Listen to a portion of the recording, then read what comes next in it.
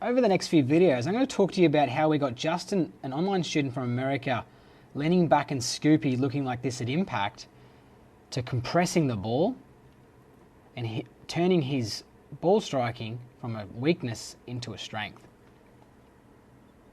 Hi everyone, so you're probably watching this video and thinking to yourself, how did Toby get someone from looking like this through impact to looking like this through impact? Okay, so before we get started, it did take 2 months of training, and it's not as simple as just kind of changing one concept or one idea.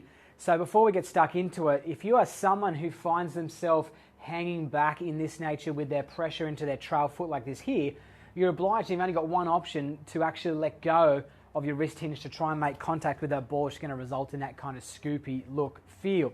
So changing someone's concept of how they enter into the golf ball, as in their pressures of their body and their arms, it's not as easy as one may think, and it does take some training and some drills. Swipe along and I'll show you where we got started and where we finished on this journey. I'll talk to you now about how we got Justin's body position from looking like this, okay, to starting to look like this, okay, coming down to the golf ball. So basically what we do, I'm going to talk to you about what I call recentering over these next 2 videos and how to apply your pressure into moving forward into that lead side. And it's a reactionary change that we need to work on. That's what makes it difficult. It's a reactionary thought to hang back this way here. So when you take your setup position like here, right, I'm going to talk to you about when we get to left arm parallel to the ground in the backswing.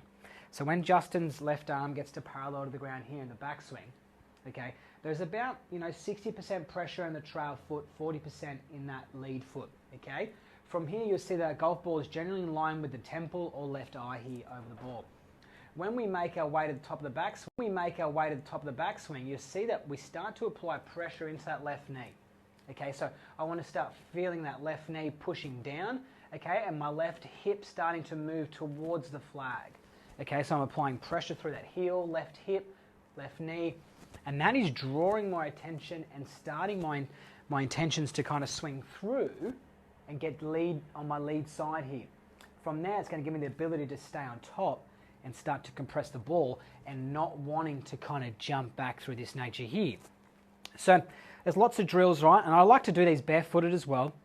But if you just can work up to left arm parallel to the ground to here, feel the pressure on the right heel, and as you're taking your backswing, start to push on that lead side forward here to try and help attract you to start to cover that golf ball more instead of hanging back this way here.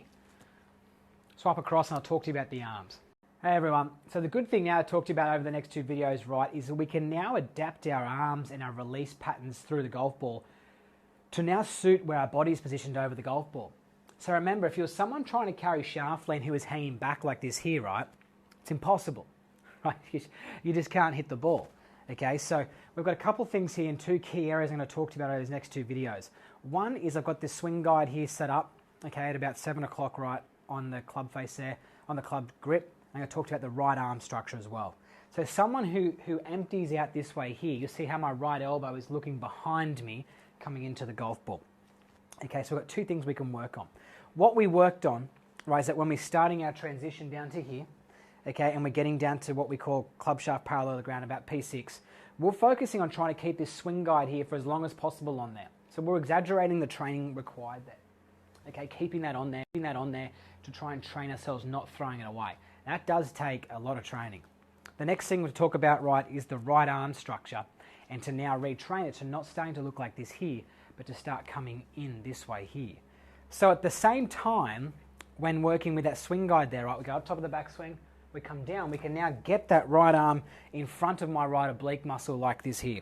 Okay, so my bicep is flexed. One of the checkpoints here is to have that bicep looking towards the golf ball like that there.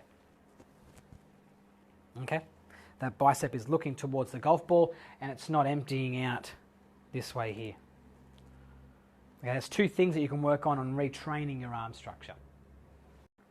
Now you've got the understanding of how the body and the arms work in the golf swing, okay? And you've done a lot of practice swings. I'd like you to do lots of just dry swings, as we call them, just swinging the club at home in front of the mirror and just kind of getting used to where those pressures are moving and how those arms are supposed to be through the golf ball. I've got 2 drills here, right, which I'll talk to you about over these next 2 videos that I'd like you to work on. One is called the P6 pump drill. It's very easy, okay? So you just go up to the top of the backswing to here, Relax down to P60 here, so club shafts parallel to the ground, hitting those checkpoints as discussed. Go up, relax, go up, and just hit through the ball. Okay.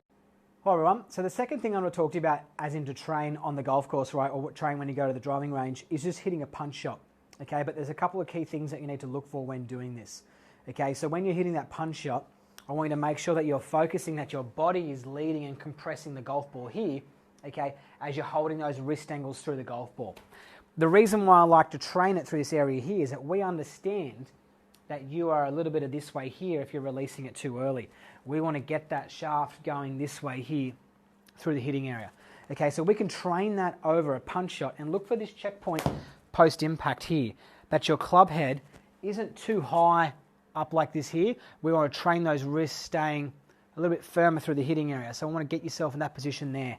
So hitting lots of punch shots, hitting on that golf ball there, but focusing your attention to that left side, that pressure moving down this way here, and allowing your arms to swing through and holding onto those wrist conditions. Thanks, everyone.